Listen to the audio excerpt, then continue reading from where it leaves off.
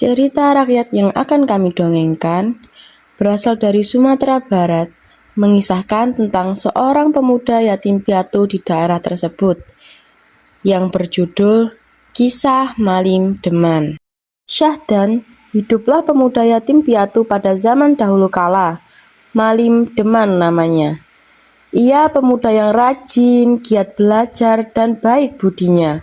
Malim Deman tinggal dengan janda tua bernama Mandeh Rupiah. Mandeh Rupiah menganggap Malim Deman seperti anak sendiri.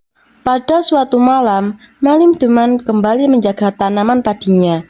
Ia terperanjak setelah melihat 7 bidadari tengah mandi di kolam yang terletak di belakang pondok Mandeh Rupiah. Sungguh eloknya bidadari-bidadari itu, ucap Malim Deman. Malim Deman terpesona melihat kecantikan 7 bidadari tersebut.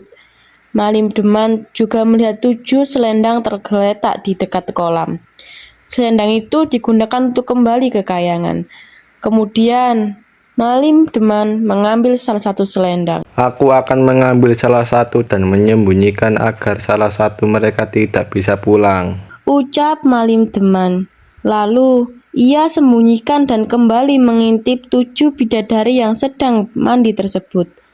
Menjelang pagi, 7 bidadari berniat kembali ke kayangan.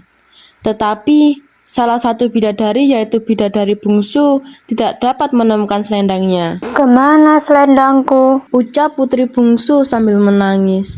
Lalu Malim Deman berkata, "Aku tidak bisa membantu, tetapi aku bisa tinggal di rumahku untuk sementara." Malim Deman kemudian mengajak bidadari itu ke rumah Mandeh Rupiah. Sesampainya di rumah, Malim Deman memanggil ibunya. "Hai ibu, aku membawa bidadari ini karena dia kehilangan selendangnya dan tidak bisa pulang ke rumahnya." "Kalau begitu, biarkan ia tinggal di sini," jawab ibu yang setuju dengan permintaan Malim Deman. Sejak saat itu, Malim Deman dan putri bungsu saling jatuh cinta. Keduanya lantas menikah dan dikaruniai seorang anak laki-laki yang bernama Sultan Duano. Putri bungsu semula sangat bahagia bersuamikan Malim Deman. Namun, sejak Sultan Duano lahir, perilaku Malim Deman menjadi berubah. Malim Deman malah lebih banyak menghabiskan waktunya di area perjudian, hingga sering kali tidak pulang berhari-hari lamanya. Hingga pada suatu saat, putri bungsu menemukan selendang miliknya di rumah ibu Malim Deman. "Selendangku, mengapa bisa ada di rumah ini?" ucap putri bungsu sambil kebingungan. Suatu ketika, ia membawa selendang itu ke rumahnya. Putri bungsu kemudian menemui Bujang Karim, pegawai Malim Deman, dan berkata, "Hai Bujang Karim, tolong kau sampaikan kepada Malim Deman. Aku akan kembali ke kayangan dan membawa Sultan Dewana ke sana." Lalu, Bujang Karim segera cepat-cepat mencari Malim Deman ke area perjudian. "Tuan, istrimu ingin pergi karena telah menemukan selendang miliknya," ucap si Bujang, anak buahnya. "Apa?" ucap Malim Deman yang sedang berjudi. Malim Deman panik. Dengan terburu-buru ia segera kembali ke rumah untuk menemui istri dan anaknya. Namun, ia sudah terlambat.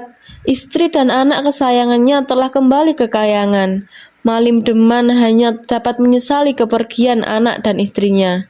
Ia benar-benar sangat menyesal. "Aku sangat menyesal telah meninggalkanmu, wahai putri bungsu," ucap Malim Deman dengan sangat menyesal.